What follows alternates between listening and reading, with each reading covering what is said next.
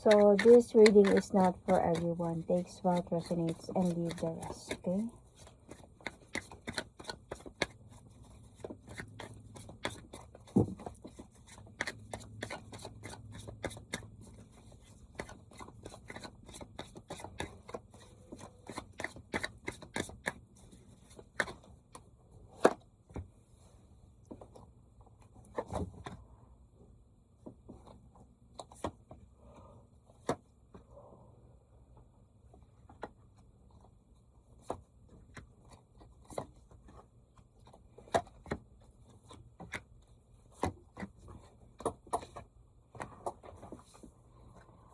Okay, so where you are right now. So you are happy actually right now. Parang I don't know pagdating, I think this is a love reading.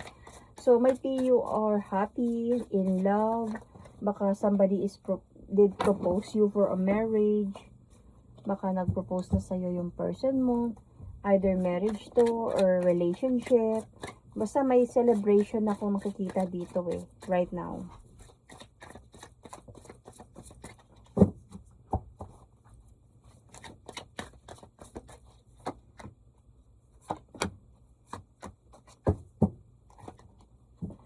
So, I can see here na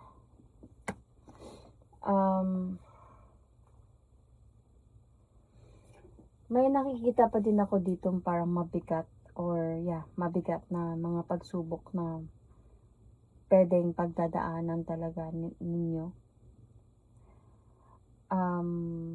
In the near future, in the future, or sabihin natin na pagdaanan na ninyo to. Siguro past na din to. Napagdaanan na ninyo to and parang you have decided na talaga na ayusin yung mga dapat ayusin at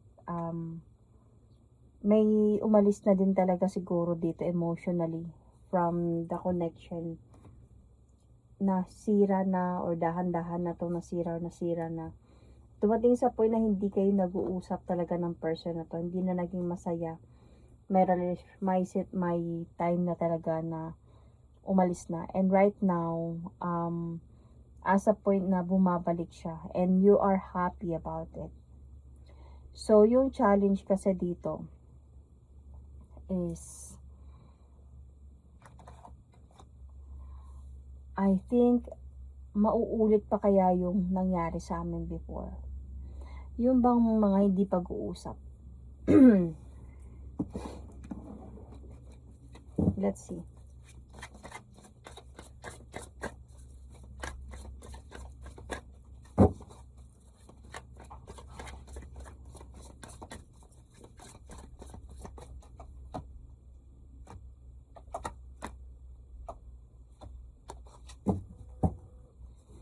See? Kasi feeling ko dito no ganito.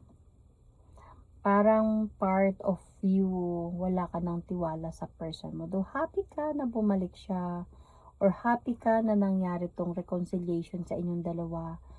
Pero part of you is parang hindi ka na nakakatulog sa gabi kasi parang hindi mo na na-appreciate to. So, some of you siguro talaga dito, yung parang nakipagbalikan na akala mahal pa talaga. Pero bakit parang nung nagkipagbalikan na, bakit parang naiipit na kayo sa nararamdaman ninyo na masaya pa ba kayo o hindi na. So, ito yung challenge dito. And, sa past kasi, may mga pangako kasi tong person na to sa'yo na hindi niya talaga natutupad pa. Even until now. Or baka right now, as a point na siya na gusto niya nang matupad to. So, before siguro nangangako siya sa'yo, pero something na nag-aantay ka na lang sa wala, ganyan. So, in the past, as a point talaga na nag-decide ka na talaga siguro na dahil sa sakit ng ulo na binigay sa'yo ng taong ito, parang dumating sa point na parang stressful na yung situation. And nag-decide ka na talaga na I need to have my own freedom na talaga, to move on na.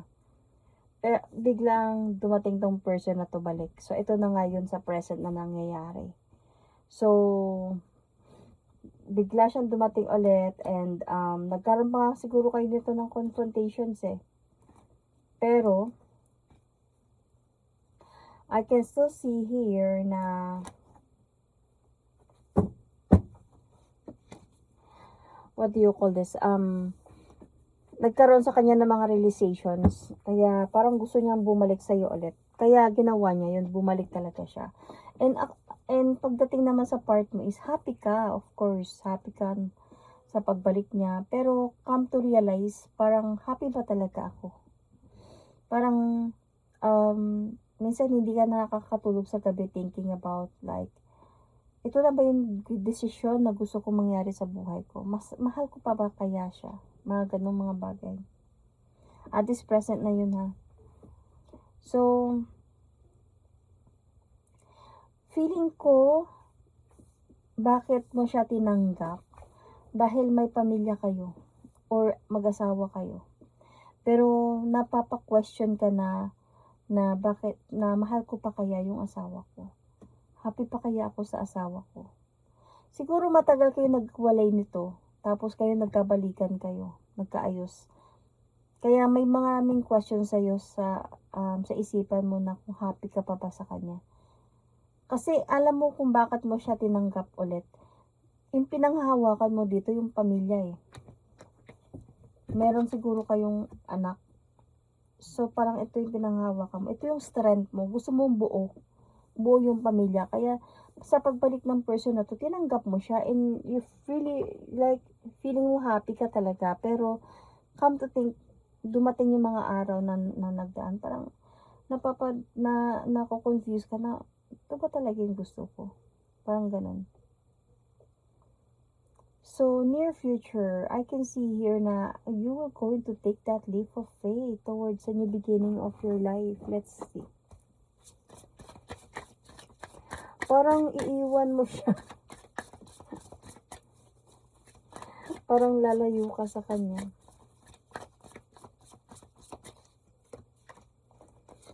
Magkakaroon kasi sa'yo dito ng mga realizations eh. See? Darating talaga yung time na hindi ka na sure sa decision mo. Whether paghihiwalayan. Parang ito na lang yung gusto mong mangyari. Dahil sa nakukonfuse ka talaga sa nararamdaman mo. Kasi parang gusto mo nang mag-move on. To rebuild yourself na wala siya. Of course, nang wala siya without this person. Pero, bakit nakukonfuse? Kasi nag-o-offer siya sa'yo ng new beginning eh. Pero part sa'yo talaga, gusto mo nang umalis ng kalmado. Or I think gagawin mo din talaga to. Kasi magkakaroon sa'yo ng mga realizations dito na baka kung hindi ko to gawin, pagsisihan ko to balang araw. So, I don't know kung nangyayari na ba to or nangyari na to or mangyayari pa lang because this is the near future eh. So, hindi pa to. Dito sa reading na to, hindi pa to mangyayari. So, kailangan pang mag-prepared sa mga pwedeng mangyari. So, I can see kasi dito na mas pipiliin mong maging single or but stable, ganyan. Focus sa career, focus sa trabaho, focus sa bubuhayin yung mga bata. Parang mas peaceful yung nararamdaman mo kung mag-isa ka kaysa yung akala mo na pagpatawarin mo siya, magkaayos kayo ulit, buo yung pamilya ninyo, yet hindi pa rin pala. Dahil parang nag-iba na yung nararamdaman mo. So, what do you need to know? There is a possibility na merong bagong dadating sa buhay mo in the future. Bago to.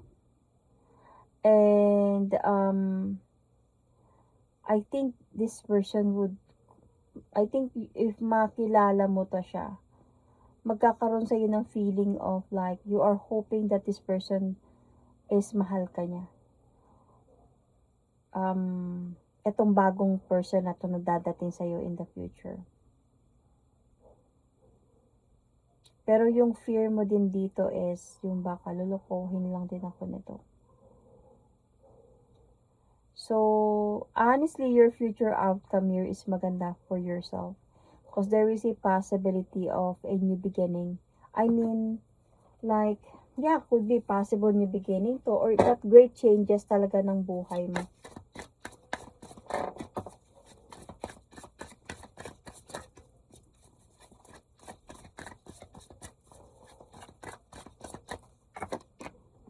See? Well, etong si Paz, etong si Paz, si magiging Paz to. Babalik to siya sa'yo in the future. Babalik siya sa'yo kasi mamimiss ka niya. So, lalo na kung may anak kayo nito, isa din dito kung bakit siya babalik dahil sa responsibility na meron siya. So, babalik siya, mag-uusap kayo ulit. Definitely, might be this person again will offer you a second chance. Okay, again. Pero parang dito sa point na to is you have learned your lesson. Na hindi basta-basta dahil gusto mo lang mabuo yung pamilya mo, kahit hindi ka na masaya sa taong yun, tatanggapin mo. Well, may iba-iba naman kasi tayong paniniwala, di ba? About sa ganito. Para sa akin kasi, okay naman talaga yun kung buo yung pamilya. May nanay, may tatay, you know. Okay yun, pero kung nagmamahalan din kayo ng totoo. Pangit din yung nag-pretend lang kayo para sa mga anak ninyo. Hindi nyo naman na mahal. And dito kasi, mas masakit to, lalo na pag malalaman yung katotohanan na both side is hindi na, wala na, hindi na masaya. Isa is nag-cheat na or something. Mas masakit yun yung part na yun. So, maganda naman talaga yung buo yung pamilya kung parehong nagkakaintindihan at nagmamahalan talaga. Pero paano pag hindi at hindi na pwedeng mapilit pa? Pipilitin mo pa ba yun para lang buo yung pamilya? So, yun. Okay? So, I can still see naman dito na nakadepende din naman to sa decision mo in the near future or in the future. Kasi, this is the outcome eh. So, pero may nakikita ako sa'yo individually, sa'yo talaga, ay like great changes sa buhay mo. Pwedeng magiging maganda yung magiging trabaho mo, magiging maganda yung buhay mo, at makikita niya yun sa'yo. At pag makita niya yun, saka siya magsisisi sa mga kasalanan na gawa niya at babalik siya. So, nakadepende yun sa'yo if you're going to accept the offer or not anymore. So, yun. You might be dealing here with, or you or your person could be anything you wanted to be. Char. Aquarius, Capricorn,